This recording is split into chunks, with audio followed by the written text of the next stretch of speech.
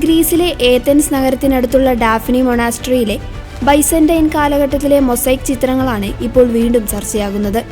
യുനെസ്കോയുടെ ലോക പൈതൃക പട്ടികയിൽ ഇടം പിടിച്ച ഈ പ്രദേശം ബൈസന്റൈൻ കലയുടെയും ആത്മീയതയുടെയും ഉത്തമ ഉദാഹരണമായി കണക്കാക്കപ്പെടുന്നു.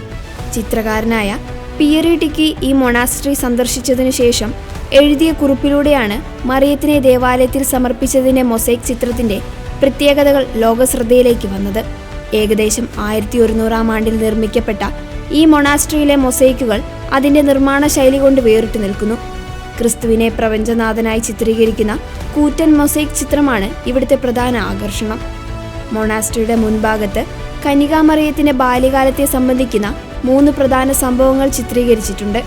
അതിൽ ഏറ്റവും സവിശേഷമായത് മറിയം തന്റെ 3-ാം വയസ്സിൽ മാതാപിതാക്കളായ ജോആക്കിമിനും അന്നയ്ക്കുമൊപ്പം ജെറുസലേം ദേവാലയത്തിലേക്ക് പോകുന്ന ചിത്രമാണ്. പരിശുദ്ധ മറിയം ദൈവത്തിന് സമർപ്പിക്കപ്പെട്ടതിനെ ഈ ചിത്രം പ്രതിനിധീകരിക്കുന്നു. കിഴക്കൻ സഭകളുടെ പാരമ്പര്യത്തിൽ നവംബർ 21-ന് ആഘോഷിക്കുന്ന പ്രധാന തിരുനാളിന്റെ പശ്ചാത്തലത്തിലാണ് ഈ ചിത്രം ഒരുക്കിയിരിക്കുന്നത്.